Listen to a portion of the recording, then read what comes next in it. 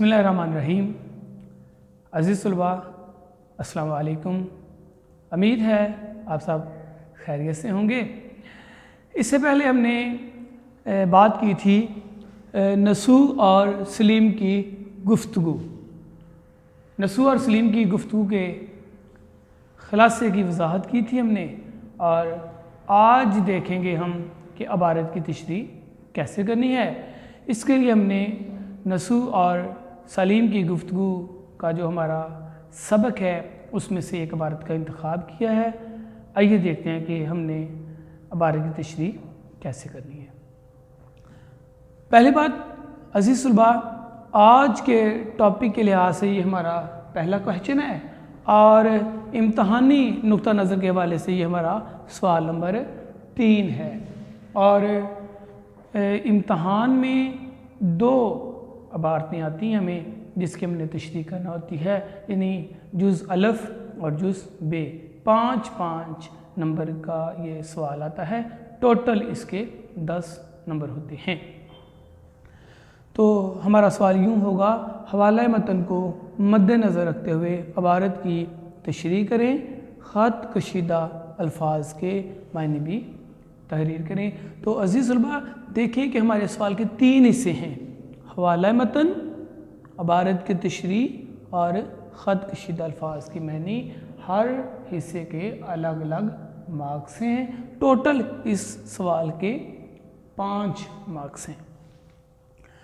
तो अज़ीज़ तलबा, आपका जो क्वेश्चन पेपर होगा उस पर मुकम्मल सवाल के साथ अबारत लिखी हुई होगी जिसकी आपने तशरीह करनी है। इसलिए आपको अपनी आंसर शीट पर मुकम्मल अबारत लिखने की, यानी एक ही इबारत को बार बार लिखने की कतई ज़रूरत नहीं है।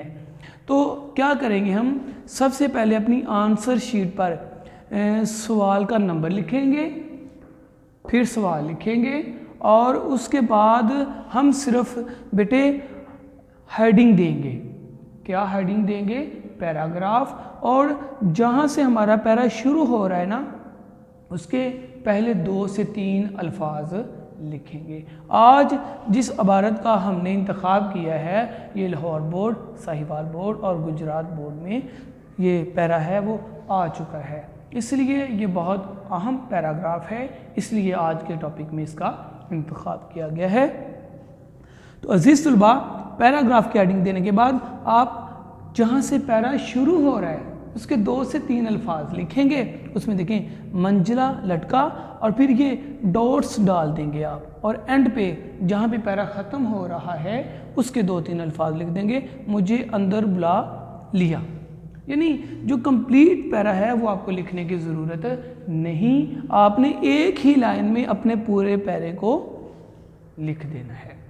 उसके बाद जो हमारी पहली हेडिंग होगी वो ये है हवाला मतन।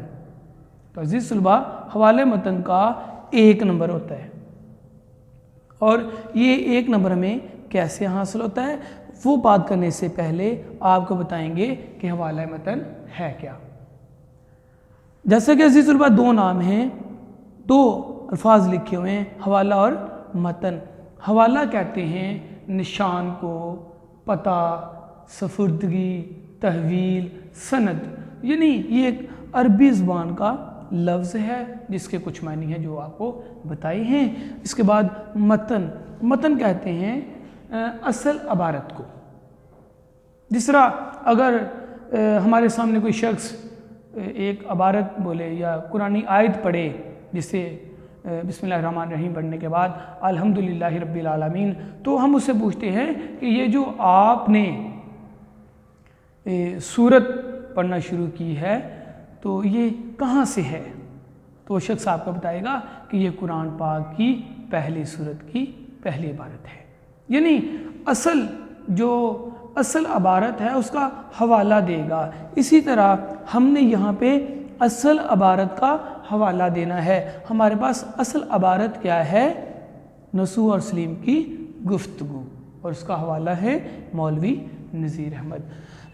तो अज़ीज़ तलबा, देखें हवाला मतन में 2 चीज़ें आती हैं, सबक का नाम और مصنف کا نام۔ اور ایک بات بیٹے یاد رہے کہ آپ نے سبق کا نام اور بعد میں آپ نے مصنف کا نام لکھنا ہے۔ آپ سبق کے نام کو سبق کا عنوان بھی لکھ سکتے ہیں۔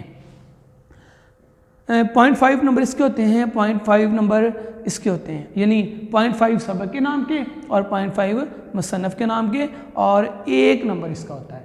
تو عزیز طلبہ، اگر آپ سبق کا نام لکھنا بھول گئے یا مصنف کا نام آپ کو بھول گیا، جو چیز آپ نہیں لکھیں گے اس کے نمبر آپ کو نہیں ملیں گے۔ جو چیز آپ لکھیں گے، فار ایگزامپل آپ نسو اور سلیم کی گفتگو، آپ کو سبق کا نام آتا ہے، مصنف کا نام آپ کو نہیں آتا، وہ آپ بھول گئے ہیں، تو یہاں پہ آپ کو 1 نمبر نہیں ملے گا، یہاں پہ آپ کو بالکل 0.5 مارکس یہاں سے ملیں گے۔ اگر دونوں چیزیں آپ صحیح لکھیں گے تو پھر آپ کو یہاں سے 1 نمبر مل جائے گا۔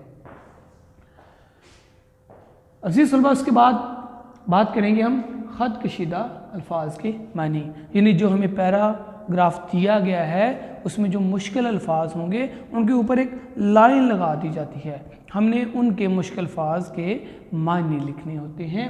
وہ عموماً 4 الفاظ آتے ہیں، آپ کے بھی اس پیراگراف میں 4 الفاظ تھے جو یہ لکھے ہوئے ہیں: منچلا، ناخوش، بصر چشم اور بخت۔ آگے ان کے معنی لکھ دیے گئے ہیں۔ تو عزیز طلبہ، یہ 4 الفاظ ہیں اور ان 4 کا 1 نمبر ہے۔ تو فار ایگزامپل اگر ہم 2 معنی نہیں لکھتے تو یہاں سے ہمیں 0.5 ملیں گے، اور اگر 2 یہ بھی نہیں لکھتے تو یہاں سے ہمیں کوئی نمبر نہیں ملے گا۔ اگر ہم یہ 4 کے 4 معنی جو ہیں بالکل صحیح لکھیں گے تو یہاں پہ ہمیں 1 نمبر مل جائے گا۔ اس کے بعد بیٹا بات آئے گی تشریح کی، وضاحت کی۔ تشریح کہتے ہیں عبارت کی کھل کے وضاحت کرنا، یعنی مکمل طور پر اس کی وضاحت کرنا کہ کمپلیٹ طور پر جو پیراگراف ہمیں دیا گیا ہے اس کی سمجھ آ جائے ہمیں۔ تو اس کے لیے بیٹا ہمارے پاس تشریح کے 3 نمبر ہوتے ہیں، اور ایک بات یاد رہے، اگر خط کشیدہ الفاظ کے معنی ہم نہیں لکھتے تو اس کا اثر ہماری تشریح پر ضرور ہوگا۔ یہ ایسی بات نہیں کہ آپ خط کشیدہ الفاظ کے معنی نہیں لکھتے اور تشریح کر دیں اور آپ اس چیز پر پوری امید ہوں کہ آپ کو پورے 3 نمبر مل جائیں گے، تو ایسا قطعاً نہیں ہوگا۔ جتنی مرضی تشریح آپ اچھی لکھ لیں، آپ کو 3 نمبر نہیں ملیں گے۔ لیکن اگر آپ نے خط کشیدہ الفاظ کے معنی بھی لکھے ہوں گے تو امید ہے کہ آپ تشریح میں سے 3 نمبر لے سکتے ہیں۔ تو عزیز طلبہ، 1 نمبر حوالہ متن کا ہوتا ہے، 1 نمبر مشکل الفاظ کے معنی کا ہوتا ہے، اور 3 نمبر تشریح کے ہوتے ہیں۔ ٹوٹل اس سوال کے 5 نمبر ہوتے ہیں، اور آپ نے 5 میں سے 5 ہی لینے ہیں، کیونکہ آپ بہت محنت کرتے ہیں، آپ بہت کوشش کر رہے ہیں، تو آپ کو پھر پورے نمبر بھی لینے ہیں۔ یہاں پہ آپ نے 0.5 جو ہے اس کو بھی مس نہیں کرنا۔ تو امید ہے آپ نے آج کا جو لیکچر ہے اس کو اچھے طریقے سے سمجھ لیا ہوگا۔ تو اس پورے سوال کو سمجھانے کے بعد ایک چیز آپ کو خاص طور پر جو بتانی وہ یہی ہے کہ آپ کا جو بھی سبق ہو اس میں مشکل الفاظ کے معنی آپ کو ہر صورت میں، ہر حال میں یاد کرنے ہیں، کبھی بھی آپ مشکل الفاظ کو اگنور نہیں کریں گے۔ امید ہے آپ نے سبق کو اچھے طریقے سے سمجھ لیا ہوگا۔ اللہ تعالیٰ آپ کا ہمارا ہمیشہ سے